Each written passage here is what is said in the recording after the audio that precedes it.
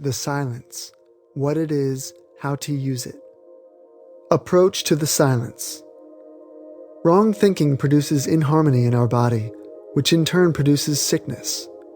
Our bodies sometimes are instantly reharmonized while in the silence. In the silence, our minds become passive, open, free, and loving, at which time the infinite master of harmony touches the mental chords of our being and we are well. Just as the piano can be tuned, so can the mind. Man's body is made up of 12 octaves, the same as in music. All matter is music. All matter is composed of 12 octaves.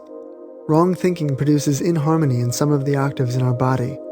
Right thinking tunes these organs, puts them back into their normal condition. Boys have their little steel magnets by which they pick up small pieces of steel, pins, and so forth. When overworked, these magnets no longer attract. Then the boys take their magnets, have them rubbed against strong magnets or remagnetized with an electric current, and their power is quickly restored. So with our bodies. Mind is the re-electrifier and reharmonizer of the octaves into all harmony. Right thinking, therefore, is the most important thing in life. As a man thinketh in his heart, so is he. Just as a tuning fork near a piano will respond with a vibration when a key of the same pitch is struck on the piano nearby, so likewise do the bodies of men respond to proper stimulus and become in tune. By right thinking, man can reharmonize himself, can achieve health, success, and prosperity. To enter the silence, one must first establish perfect relaxation in mind and body. Then, as the consciousness is brought from one part of the body to another, the tuning takes place. If the leader in the silence should be intoning, there will be many in the audience who will feel tinkling sensations, vibrations, and are often instantly healed. They have been instantly reharmonized. Sometimes it may take several intonings in the silence for a complete healing. Should you have a violent vibration, feel no fear, but thank God for your healing, because the more violent the vibration, perhaps the worse has been your condition, and the more surely has the reharmony begun. Some people will feel this vibration for hours, even days, throughout which there is always healing. Others may not feel the vibration at all. Yet if there has been any inharmony in the bodily organs, these organs are unconscious to the conscious intoning reharmonization. Many people who have been healed of divers and many malignant diseases were at no time conscious of any vibration. Never be discouraged if you feel no sensation. If you do feel a vibration, know that you are susceptible and on the high road to a healing demonstration. The one intoning may or may not be feeling vibrations.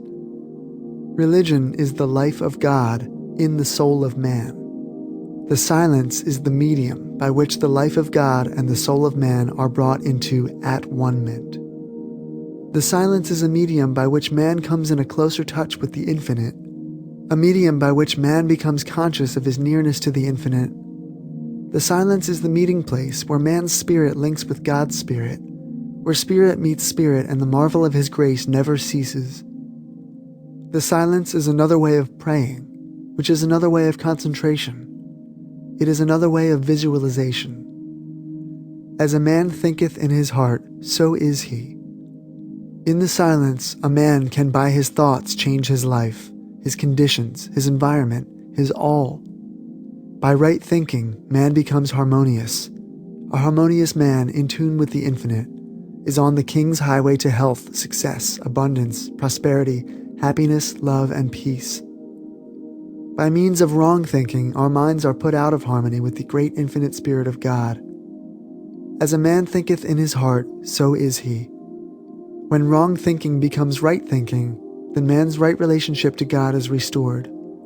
He becomes an open channel for the influx of the Spirit, so that whatever demonstration he may desire, he may have. In the silence, a man may change his thinking as in no other way, therefore may change his heart, change his whole being, change his environment, change every condition to which he was subject.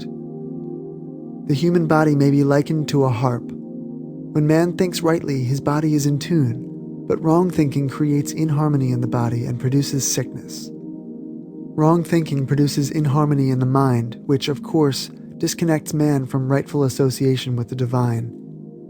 A man must therefore think right. Yet, because of centuries of erroneous conception of God and of the world, man has been a negative instead of a positive being, and his unwisdom has reacted upon the present generation. We are mental sending and receiving stations. What we receive depends upon how we are thinking now. For success, health, and happiness, we must, in the silent chambers of the soul, change our thinking if we are holding negative or inharmonious thoughts. In the silence, there is presented to man his greatest opportunity to change his thinking. Wrong thinking produces inharmony of the body, which in turn produces sickness. If we change to right thinking, we have health, success, and happiness.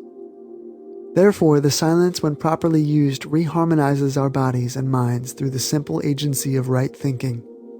There are steps of approach to the silence. Stillness is one thing, and the silence is another. One may quiet himself physically and not be still, and he may be still without entering the silence. When one becomes physically and mentally at rest, he is apt to become receptive to psychic influences.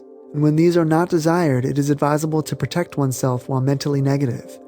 One may affirm his oneness with God, his being surrounded and protected by the divine goodness, and may symbolize this by enveloping himself in thought with the white light of love or the mellowed tints of sunshine. With the senses calmed and unresponsive to the slower vibrations, but responsive to the quicker ones, a peace and calm pervade one's mind, and it becomes consciously receptive to higher vibrations of vital energy.